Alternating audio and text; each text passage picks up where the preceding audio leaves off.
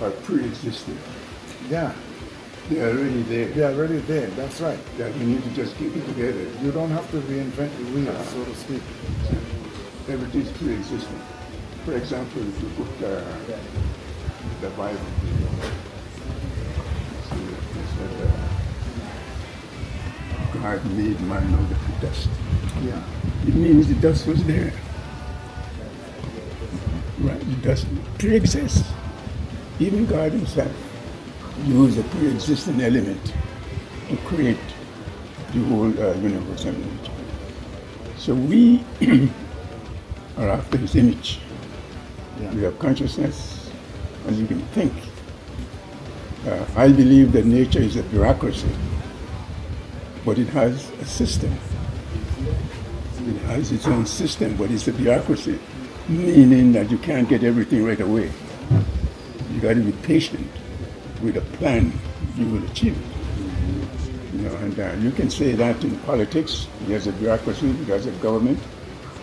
I was telling him that a lot of us are impatient. You want everything right now. But the bureaucracy is there to help us, especially those with vision, as yourself.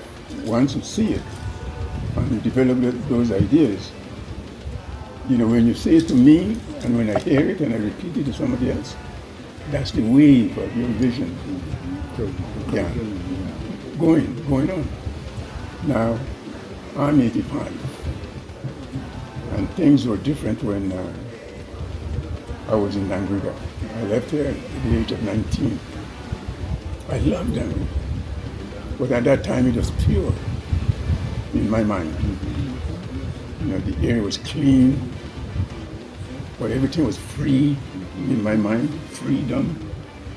There was no stress that I can remember, you know, that hurt me. I don't remember any stress like that.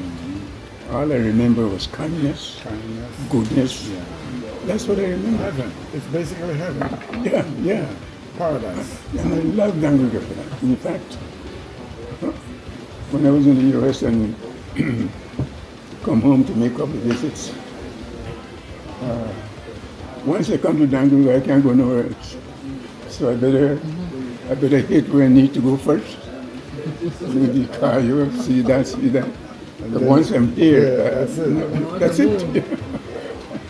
Yeah, it's a paradise. The location is great. The people are wonderful. But it has changed, you know, as you expected. Technology has brought a lot of stuff.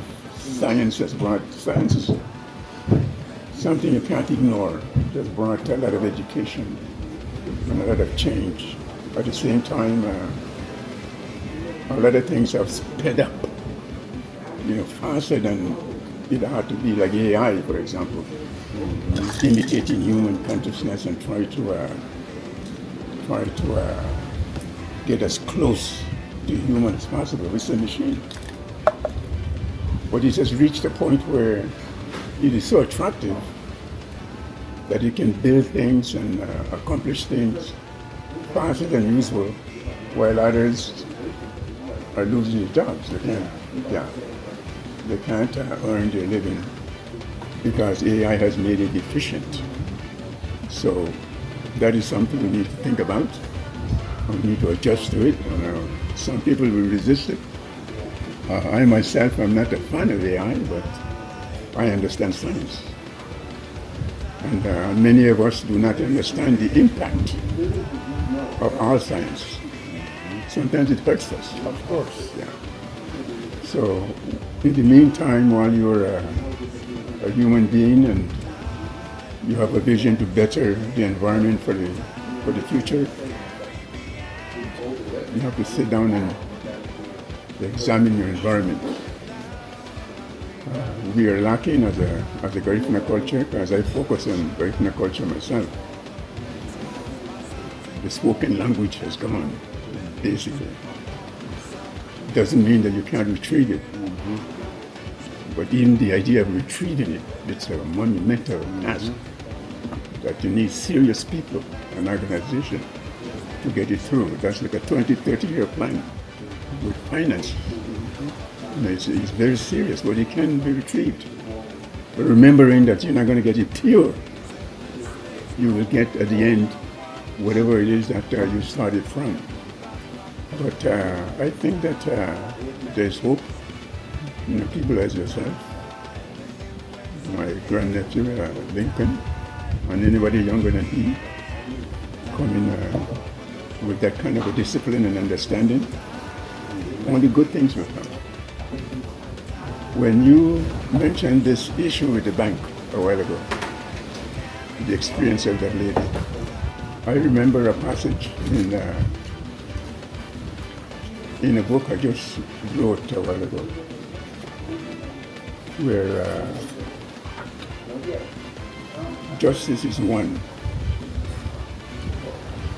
so that if anything happens to a Creole, because it's a Creole, you want to say, well, that's not my business. I don't agree with that. If something happens to a Malian, I think the Garifuna should be ready to say, today I'm a Mayan. And it's the same thing. If something happens to a Garifuna, you would expect a Creole to say, today I am a Garifuna. Where justice is concerned. That is my view. And I stand by that. But I haven't been seeing that lately. There's been a tremendous selfishness and short thinking. But I think I understand some of it. The pressure of the economy, the mighty dollar, there's nothing to sneeze at. It has tremendous influence. It's just that people want to learn it really quickly. And in some cases, the best way they can. But there's hope, I think, in my view. There's always hope. There's always hope. And the Garifuna culture has been a rich culture, as far as I'm concerned.